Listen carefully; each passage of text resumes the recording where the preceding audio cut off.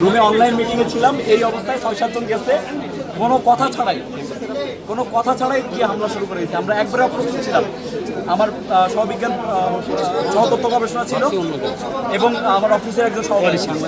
এই ৩ জন তারা মানে আকস্মিক হামলা করে তারা পালায় চলে আসছে, এসে এখানে আসছে।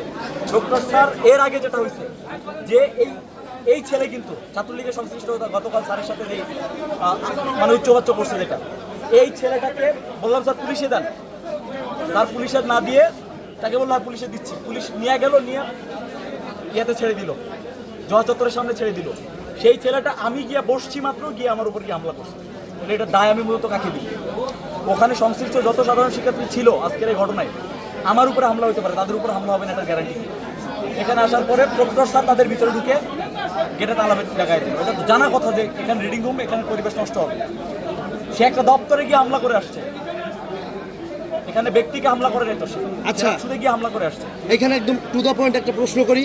একটা বিশ্ববিদ্যালয় সেন্ট্রাল লাইব্রেরিতে ঢুকে বিশ্ববিদ্যালয় কেন্দ্রীয় ছাত্র সংসদের নেতারা এবং একটা রাজনৈতিক সংগঠনের নেতারা তারা কি এখানে হামলা করতে পারে কিনা? বিশ্ববিদ্যালয়ের কেন্দ্রীয় ছাত্র সংসদের অফিসে গিয়ে কোনো শিক্ষার্থী বা কোনো ছাত্রলীগ হামলা করতে পারে কিনা, এটা নিরাপত্তা আমি ডিজার্ভ করি কিনা?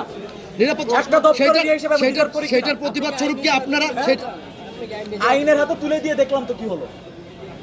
আইনের হাতে তুলে দিলাম তো, আপনাদের সামনে আইনের হাতে তুলে দিলাম। আইন কতটুকু করতে পারছে আমাদের ইনসাফ? 2 বছর ধরে ছাত্রলীগের ব্যাপারে কোনো ডিসিশন না নিয়ে আজকে এই পরিস্থিতিতে তারা নিয়ে আসলো। এটা দায় আমি কাকে দিব? আমি আইনকে দিব, আমি প্রশাসনকে দিব। যখন তারা দিতে পারতেছে না তখন তো আমাকে নিতে হবে। হ্যাঁ, ওখানে আহত মানে কি? কোথায় ওনার এখানে মানে ইয়ে দেখা যাচ্ছে, সাদা মাংস দেখা যাচ্ছে, এমন বাজে অবস্থা।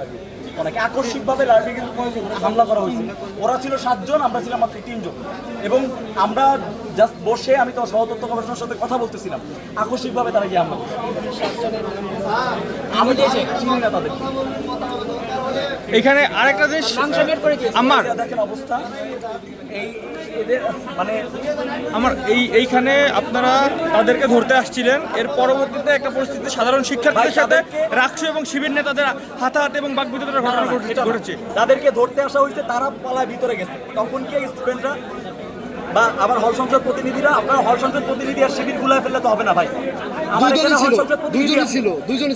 এখানে স্বয়ং ছাত্র শিবিরের সেক্রেটারি উপস্থিত ছিল। আমি রাকসু এখানে শিবিরের সেক্রেটারি উপস্থিত ছিল। সাধারণ সম্পাদক, আমার উপরে হামলা হয়েছে শিবির প্যানেল থেকে নির্বাচন করা তথ্য গবেষণা সম্পাদকের উপর হামলা হয়েছে। তারা তো না, এইখানে শিবিরের সাধারণ সম্পাদক ছিল, শিবিরের মিডিয়া সেক্রেটারিও এখানে ছিল যখন মারামারি হয়। এটার ডিসিশন তাদের থেকে নিতে হবে। এটা তো এবং এর পরবর্তীতে রাকসু নেতাদের সাথে সাধারণ শিক্ষার্থীদের একটা ধস্তাধস্তির ঘটনা ঘটছে। আমরা বের করে নিয়ে আসার চেষ্টা করছি, কোনো ধস্তাধস্তির কিছু না। তারা তাদের জায়গা থেকে তারাও বুঝে উঠতে পারে না যে ভিতরে আসলে কি হচ্ছে। ভিতরে 15 মিনিট ধরে ছাত্রলীগের 3 জন ওখানে ভিতরে ছিল, তাদের উচিত ছিল বের করে দেয়া, তারা এটা বুঝতে পারে নাই। আর এখানে উদ্দেশ্য ছিল তাদেরকে নিয়ে বাইরে বের হয়ে আসা। এখন পর্যন্ত কিন্তু তারা টেবিল ধরে বসে আছে, তাদেরকে আনতে গেলে ভিতরে যাইতেই হবে, মাস্ট বি। তো এই জন্য এই ব্যাপারটা হয়েছে আর কি, অনাকাঙ্ক্ষিত একটা ঘটনা ঘটছে।